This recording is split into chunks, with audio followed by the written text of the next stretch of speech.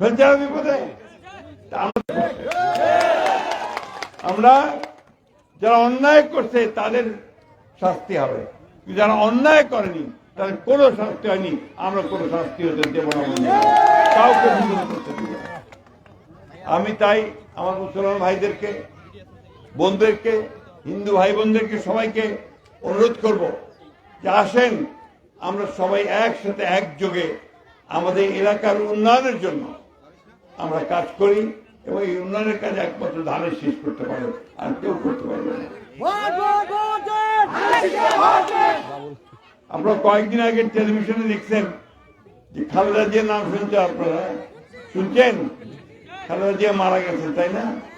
তার মারা যাওয়ার পরে জানাজাতে লক্ষ লক্ষ মানুষ হয়েছে, গোটা ঢাকা শহরে মানুষ আর মানুষ, সবাই জানাজা পড়ছে আর কাঁদছে, বলছে আমাদের মা চলে গেল।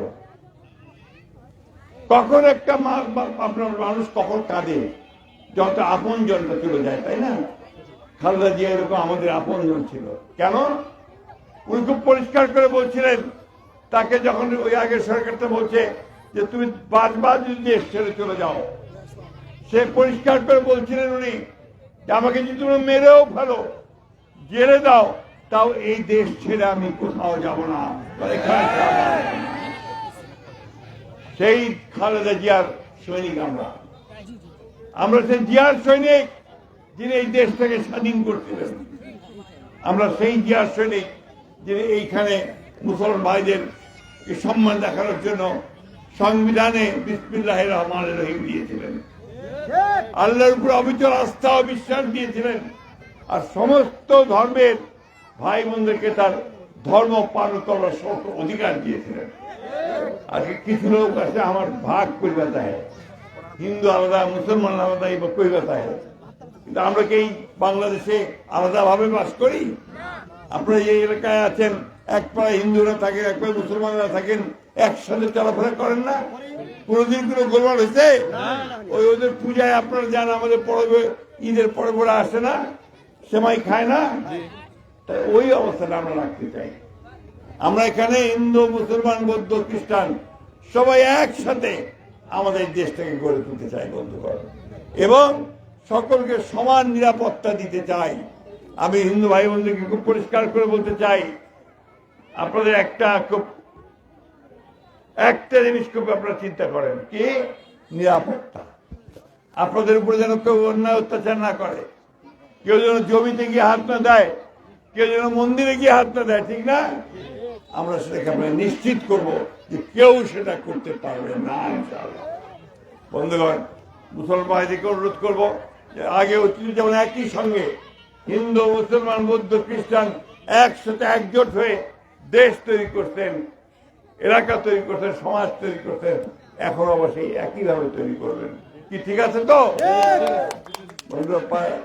আমরা স্কুল তৈরি করেছি, এর আগে অনেকগুলো স্কুলে এমপি মুক্ত হয়েছে। কি সব স্কুল কয়টা? সব স্কুল এমপি মুক্ত কে করছে? বিএনপি করছে। বিএনপি করছে, বলো না কেন? আরে আমি করছি, বলো না কেন? আপনি করছেন, কইবার চায় না আমরা সব তো স্যার আপনার। যাই হোক, ব্যাপার হচ্ছে কি, এখন সামনে নির্বাচন আর মাত্র কয়দিন পর, এই 12 তারিখে হবে, আপনার ফেব্রুয়ারি মাসে 12 তারিখে নির্বাচন হবে। একটা দল আসছে, দলটার নাম তো জানেন আপনারা, কি মোর্চা আছে, কি কিসের, কোন দল বলেন না কেন? দাঁড়িপাল্লা, তাই না? দাঁড়িপাল্লা আগে কিন্তু সরকারে গেছিল, কোনো কাজ করছে? আপনাদের এলাকার কোনো কাজ করছে? আমরা কাজ করছি, পরীক্ষিত দল আমরা সবার কাছে গিয়ে ভোট চেয়ে, আপনারা ভোট দিয়েছেন, সে ভোট নিয়ে কাজ করে সরকারে গিয়ে আমরা কাজ করছি। এই যে ডিপ টিউবওয়েল গুলো হয়েছে না, আছে ডিপ টিউবওয়েল, পানি পাচ্ছেন না, ফসল ফলাচ্ছেন না, এটা কিন্তু ওই খালেদা জিয়ার আমলে, আমাদের সরকারের আমলে। ভুট্টা চাষ হচ্ছে এদিকে, ভুট্টা আমরাই নিয়ে যাচ্ছিলাম, আমরাই ভুট্টা নিয়ে আসছি। এই যে মুরগির ফার্ম গুলা, আমাদের বহুত কাজী ফার্মের, এগুলো সব আমরাই নিয়ে আসছিলাম। তাই বন্ধুগণ, আমি আপনাদেরকে যেটা বলতে চাই, আমরা আরো কাজ করতে চাই, আমরা নতুন স্কুল করতে চাই, রাস্তাঘাট করতে চাই, হাসপাতাল করতে চাই, ছেলে মেয়েদের চাকরির ব্যবস্থা করতে চাই। আমরা মেয়েদেরকে ক্লাস 12 পর্যন্ত ম্যাডাম বিনা বেতনে পড়াশোনার সুযোগ করে দিয়েছিল। এবার আমরা যেন গ্রাজুয়েশন করতে পারে, মেয়েরা যেন চাকরি করতে পারে, তার সকল ব্যবস্থা আমরা করতে চাই। বন্ধুগণ, আমাদেরকে যে সুযোগ দেন, ইনশাআল্লাহ আমরা এই কাজগুলো করতে পারবো। আমাদের উপর আস্থা আছে আপনাদের? আমার উপর আস্থা আছে? সত্যি কথা করেন, যদি থাকে দাঁত তুলে দেখায় একটু। মার্কাটা কি বলেন তো, মা বোনেরা বলেন তো, মার্কাটা কে? জোরে কইবা হবে। ধানের শেষ আমি যে বলতেছে কথা ভালো। তো ইনশাল্লাহ আপনারা সবাই একজোট হয়ে ধানের শেষে ভোট দিবেন। আমাদের নেতা, তরুণ নেতা, যুবক নেতা আসছেন, দেখছেন তাকে টেলিভিশনে দেখছেন, তারেক রহমান, ঠিক না? প্রেসিডেন্ট জিয়ার, ম্যাডাম জিয়ার ছেলে, বাপ মায়ের মতোই একেবারে দারুণ। সে কালকেও সিলেটে গেছিলেন উনি, ওখানে গিয়ে উনি বলছেন যে আমরা এই মায়েদের জন্য ফ্যামিলি কার্ড দিব। ফ্যামিলি কার্ডটা কি? ফ্যামিলি কার্ডটা মায়েদের একটা শক্তি। ওই কার্ডটা থাকলে, ওই কার্ডটা দিয়ে মায়েরা ন্যায্য মূল্যে জিনিসপত্র কিনতে পারবে, হাসপাতালে যেতে পারবে, স্কুলে বাচ্চাদেরকে পড়াতে পারবে। আর কৃষক ভাইদের কি দিলে? কৃষক কার্ড। ওইটা দিলে ন্যায্য মূল্যে বীজ পাওয়া যাবে, সার পাওয়া যাবে, সেচ পাওয়া যাবে। এটা হলে আমাদের সমস্যাগুলো কমে আসবে। আমরা হাসপাতাল উন্নত করব। এখন যে ঠাকুর হাসপাতালে যান, যাওয়া যায় না, ঢুকা যায় না, চিকিৎসায় করা যায় না। এইগুলো আমরা আধুনিক করব। সবাই যেন যেতে পারে, সবাই যেন চিকিৎসা পায়, সে ব্যবস্থা আমরা করব। বন্ধুগণ, ন্যায় বিচার, ইনসাফ, কিছুক্ষণ আগে এর আগে যে জায়গাটা গেছিলাম আদর্শগ্রাম, ওখানে বলছে আমরা বিচার পাচ্ছি না একটা মামলায়, আমরা ন্যায় বিচার যেন সবাই পায় সে ব্যবস্থা করবো। আমাদের এলাকার লোকজনদের নামে বহু মিথ্যা মামলা হয়েছিল না? কি হয়নি মিথ্যা মামলা? আপনার আসামি হয়েছেন না? সবাই আসামি হয়েছেন।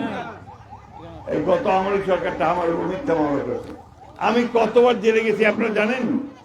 জানেন মা বোনেরা? 11 বার জেলে গেছি, 11 বার। 3.5 বছর জেল খাটছি, একটা মাত্র কারণ যে আমি ভোটের অধিকারটা নেওয়ার জন্য আন্দোলন করছি, সংগ্রাম করছি। বন্ধুরা, এই যে লড়াই সংগ্রাম এই করে এখন একটা সুযোগ আসছে ভোট দেওয়ার, সে ভোট দিয়ে সঠিক প্রতিনিধি নির্বাচিত করবার, এবার একটা সুন্দর সরকার তৈরি করবার। আপনারা করতে চান? করতে চান তো নাকি? ভাই বলেন, দাদা বলেন, তাহলে ধানের শীষে ভোট দিবেন কি দাদা? ঠিক তো? মা বোনেরা ধানের শীষে ভোট দিবেন। আমরা ছাড়া কেউ দেশটাকে আগায় নিতে পারবে না ভাই, অতীত অভিজ্ঞতা থেকে বলতেছি, আর কেউ নাই এখন। ইনশাআল্লাহ আপনারা সবাই আমাদেরকে ভোট দিয়ে সরকার গঠন করবার সুযোগ করে দেবেন, আমরা আমাদের উন্নয়নের কাজগুলো করতে সক্ষম হব। সব শেষে আবারও ওই কথা বলতে চাই, মার্কাটা কি বলেন তো?